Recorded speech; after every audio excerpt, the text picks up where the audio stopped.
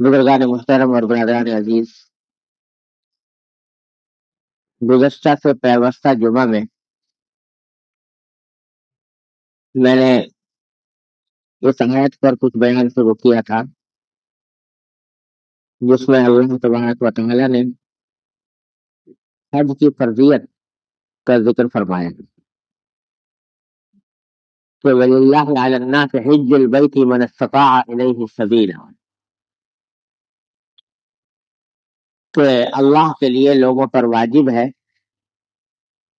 کہ جو شخص استطاعت رکھتا ہو بیت اللہ تک جانے کی وہ حج کرے۔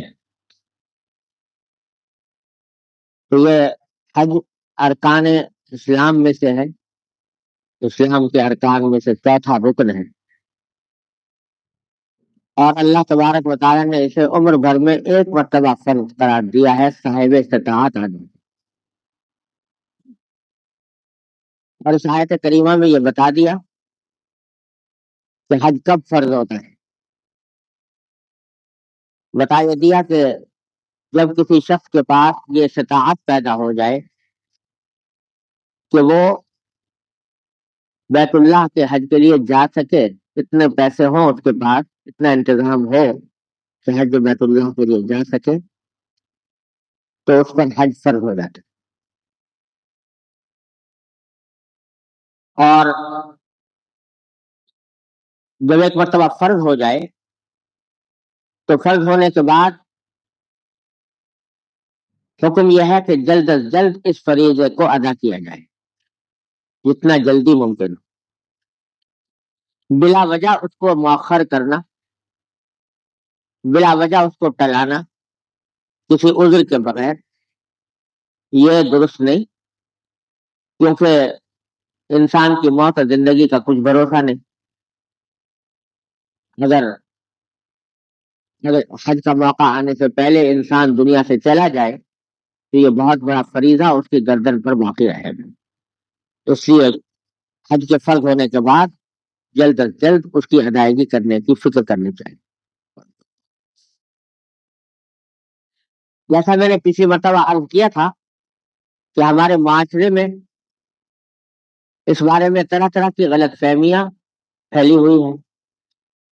بعض لوگ یہ سمجھتے ہیں کہ جب تک ان کے دنیاوی مقاصد پورے نہ ہو جائیں، مکان نہ بن جائے، بیٹیوں کی شادیاں نہ ہو جائیں، اس وقت تک حج نہیں کرنا چاہیے۔ یہ خیال بالکل غلط ہے، ایسا کبھی بھی کوئی شریعت کا تقاضا نہیں ہے۔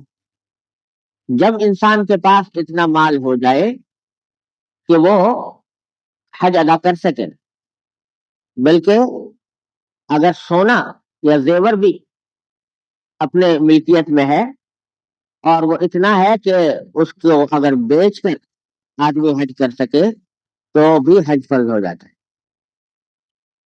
تو اس واسطے اس کے بعد پھر اس کو کسی اور چیز کے انتظار کی ضرورت نہیں۔ اور یہ خیال کہ بھئی ہمارے ذمہ بہت سارے کام ہیں، ہمیں مکان بنانا ہے، ہمیں اپنی بیٹیوں کی شادی کرنی ہے یا بیٹوں کی شادی کرنی ہے، تو اگر یہ پیسے اس میں خرچ کر دیں گے تو پھر وہ پیسے کہاں سے آئیں گے؟ تو یہ سب فضول خیالات ہیں۔ اللہ تبارک و تعالیٰ نے یہ حج کے فریضے کی ایک خاصیت یہ رکھی ہے کہ اللہ تبارک و تعالیٰ کے فضل و کرم سے کوئی آدمی حج کو ادا کرنے کی وجہ سے آج تک کبھی مفلس نہیں ہوا۔ قرآن کریم میں فرمایا لیشہدوا منافع لہم، کہ ہم نے حج فرض کیا ہے، لوگ آئیں حج کرنے کے لیے تاکہ اپنی آنکھوں سے دیکھیں وہ فائدے جو ہم نے ان کے لیے حج میں رکھے، آنکھوں سے دیکھیں۔ وہ بے شمار فائدے ہیں، ان کا احاطہ بھی کرنا ممکن نہیں ہے، لیکن ان میں سے ایک فائدہ یہ بھی ہے کہ اللہ تبارک و تعالیٰ رزق میں برکت عطا فرمائے۔ اور حج بیت اللہ کا سلسلہ جاری ہے ہزاروں سال سے، آج تک کوئی ایک انسان ایسا نہیں ملے گا آپ کو جس کے بارے میں یہ کہا جا سکے کہ چونکہ اس نے پیسے حج پر خرچ کر دیے تھے لہذا یہ مفلس ہو گیا۔ اور ایسے بے شمار لوگ ہیں کہ حج کی برکت سے اللہ تبارک و تعالیٰ نے ان کے رزق میں برکت عطا فرمائی، وسعت عطا فرمائی، خوشحالی عطا فرمائی. ایسے بہت لوگ. لہٰذا یہ خیال بالکل فاسد خیال ہے کہ جب تک فلاں فلاں کام ہم دنیا کے نہ کر لیں اس وقت تک حج نہیں کریں. فقہائے کرام نے تو یہاں تک لکھا ہے کہ حج جو فرض ہوتا ہے اس میں مدینہ منورہ جانا حج کے ارکان میں سے نہیں ہے، تو فرض واجب نہیں ہے. اگر کوئی شخص مکہ مکرمہ جا کر حج کر لے اور مدینہ منورہ نہ جائے تو حج میں کوئی کمی نہیں آتی، حج اپنی جگہ ادا ہو جاتا ہے. ہاں بے شک مدینہ منورہ کی حاضری عظیم شہادت ہے، عظیم شہادت ہے، عظیم شہادت ہے.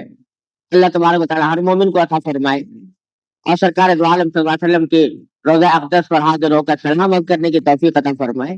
بڑی نعمت، بڑی عظیم شہادت ہے. لیکن فقہائے کرام نے لکھا ہے کہ اگر کسی شخص کے پاس اتنے پیسے ہیں کہ وہ مکہ مکرمہ جا کر حج تو کر سکتا ہے لیکن مدینہ منورہ جانے کے پیسے نہیں ہیں، تب بھی حج فرض ہے اس کے لیے، وہ حج کرے اور واپس آ جائے. یہاں تک فرمایا. حالانکہ نبی کریم صلی اللہ علیہ وسلم کی روضہ اقدس کی حاضری ایسی چیز ہے کہ ہر مسلمان ساری عمر اس کی تمنائیں کرتا ہے. اللہ تعالیٰ ہر مومن کو عطا فرمائے. لیکن فقہائے کرام نے یہاں تک کہہ دیا کہ اگر کسی شخص کے پاس اتنے پیسے نہیں ہے کہ مدینہ منورہ جا سکے تو تب بھی اس کے ذمہ حج فرض ہے، جا کر حج ادا کر کے واپس آئے. لہذا یہ خیال کہ اس کو ٹلایا جائے، فلاں کام کے اوپر موقوف رکھا جائے، یہ درست نہیں. بعض لوگ یہ کہتے ہیں، سمجھتے ہیں کہ جب تک ہمارے والدین حج نہیں کر لیں گے تو ہمارا حج کرنا جو ہے وہ درست نہیں ہوگا. تو اسلامی احکام سے ناواقفیت اس درجہ عام ہو گئی ہے کہ کئی لوگوں نے مجھ سے پوچھا کہ جو میں حج کو جانا چاہتا ہوں میرے والدین نے حج نہیں کیا. تو لوگ کہتے ہیں کہ اگر والدین سے پہلے حج کر لو گے تمہارا حج قبول نہیں ہوگا. یہ محض جہالت کی بات. ہر انسان پر اس کا فریضہ الگ ہے. جیسے والدین نے اگر نماز نہیں پڑھی تو بیٹے کے اوپر سے نماز ساقط تھوڑی ہوتی ہے. بیٹے سے الگ اس کی نماز کے بارے میں سوال ہوگا، باپ اور ماں سے اس کی نماز کے بارے میں الگ سوال ہوگا. ایسے ہی حج کے بارے میں، حج ایک مستقل فرض ہے، ان پر اگر فرض نہیں ہے والدین پر تو کچھ حرج نہیں. وہ اگر نہیں گئے تو کوئی بات نہیں، ان کے اوپر فرض نہیں تھا. آپ پر فرض ہے تو آپ کے اوپر جانا ضروری ہے، اور یہ کوئی ضروری نہیں کہ پہلے والدین کو کرائے اور پھر خود کرے. تو یہ سب خیالات غلط ہیں. ہر انسان اپنے عمل کا مکلف ہے اللہ تبارک و تعالیٰ کی طرف، اور اس کو اس کی فکر کرنی چاہیے. ہم میں سے بہت سے مسلمان ایسے ہیں،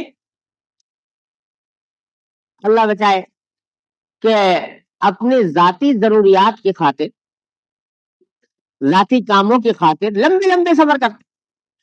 یورپ جائیں گے، امریکہ جائیں گے، اور خدا جانے کہاں کہاں جائیں گے، لیکن اس بات کی نوبت نہیں آتی کہ جا رہے ہیں تو اللہ تعالیٰ کے گھر پر بھی حاضری دے دیں. یہ بڑی محرومی کی بات.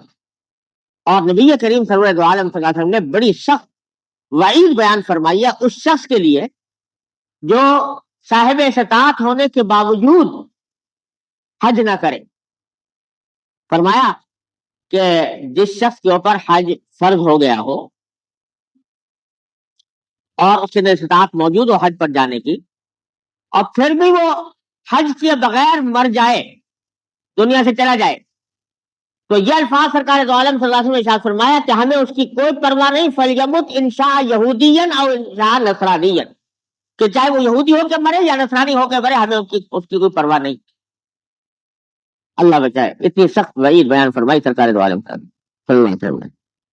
لہٰذا یہ معاملہ اتنا وہ نہیں ہے آسان کہ بھائی آدمی ٹلاتا رہے، سوچتا رہے کہ جب دیکھیں گے، جب کبھی لوگ سمجھتے ہیں کہ صاحب یہ تو بڑھاپے جب آ جائے گا تب جا کے حج کریں گے، جوانی میں کیا کرنا. یہ سب خیال غلط ہے. بڑھاپے میں تو جہاں کر آدمی کو پریشانی اٹھانی پڑتی ہے بعض اوقات. یہ عبادت پھر بھی جوانی کی عبادت، یہ قوت چاہتی ہے، یہ محنت چاہتی ہے. اس واسطے اس بات کا کوئی انتظار نہیں کرنا، جب بھی فرض ہو جائے فوراً ادائیگی کی فکر کرنی چاہیے. اور یہ مسئلہ بھی عرض کر دوں کہ اگر بالفرض کوئی آدمی اپنی زندگی میں حج کو نہ جا سکا، باوجود فرض ہونے کے کسی وجہ سے نہ جا سکا، تو پھر اس پر یہ فرض ہے کہ وہ وصیت کرے کہ میرے مرنے کے بعد اگر میں حج ادا نہ کر سکوں تو میرے مرنے کے بعد میرے ترکے سے کسی کو میری طرف سے حج بدل کے لیے بھیجا جائے۔ یہ وصیت کرنا واجب، وصیت کرنا واجب اس لیے ہے کہ اگر آپ نے وصیت کی کہ میرے ترکے سے میرے بعد حج کرا دیا جائے میری جانب سے، تب تو ورثہ کے ذمہ لازم ہوگا کہ وہ آپ کی طرف سے حج کرائیں، اور وہ بھی اس وقت لازم ہوگا، خوب سمجھ لیجئے، ان کے ذمہ لازم اس وقت ہوگا جبکہ حج کا خرچہ آپ کے پورے ترکے کے 1/3 کے اندر آتا ہو۔ فرض کرو کہ حج کا خرچہ ہے 1 لاکھ اور آپ کا ترکہ بنتا ہے 3 لاکھ، تو اس وقت میں یہ وصیت نافذ ہوگی، ورثہ کے ذمہ لازم ہوگا کہ 1 لاکھ خرچ کر کے کسی کو حج بدل کے لیے بھیجیں۔ لیکن اگر آپ نے حج کا خرچہ آتا ہے 1 لاکھ اور آپ کا ترکہ جو ہے 2 لاکھ ہے، تو پھر ورثہ کے ذمہ لازم نہیں کہ وہ ضرور آپ کی طرف حج کرائیں، کیونکہ اللہ تعالیٰ کی شریعت نے یہ نظام بنایا ہے کہ یہ مال جو کچھ ہمارے پاس ہے نا، یہ مال اس کے اوپر ہمارا اختیار اس وقت تک ہے جب تک ہم پر مرض موت طاری نہیں ہو جاتا، اس وقت تک اختیار ہے، ہمیں اختیار ہے جس طرح چاہیں اس کو استعمال کریں۔ لیکن جو ہی مرض الموت طاری ہوا تو اس کے بعد ہمارا اختیار اس مال پر سے ختم ہو جاتا ہے، یہ مال ورثہ کا ہو جاتا ہے، وارثوں کا ہو جاتا ہے، اور ہمارا اختیار اس میں صرف 1/3 کی حد تک ہے۔ 1/3 میں ہم تصرف کر سکتے ہیں۔ اگر نمازیں رہ گئی ہیں تو نمازوں کا فدیہ، روزے رہ گئے تو روزوں کا فدیہ، حج رہ گیا تو حج کی ادائیگی، زکات رہ گئی زکات کی ادائیگی، سب کچھ اسی 1/3 میں کرنا ہوگا۔ 1/3 سے باہر کی وصیت وارثوں کے ذمہ لازم نہیں ہوتی۔ تو اس واسطے بڑی خطرناک بات ہے کہ اگر ہم وصیت کر بھی جائیں اور ترکہ اتنا نہ ہو کہ جس سے حج 1/3 میں ہو سکے، تو وارثوں پر لازم نہیں، اگر وہ ان کا احسان ہے، اگر چاہیں کرا دیں، نہ کرائیں تو ان کے اوپر کوئی بوال نہیں، کوئی گرفت نہیں، کوئی آخر میں پکڑ نہیں ان کی، تو پتہ نہیں وہ حج رہے ہو یا نہ ہو۔ اس واسطے اس کا اہتمام کرنا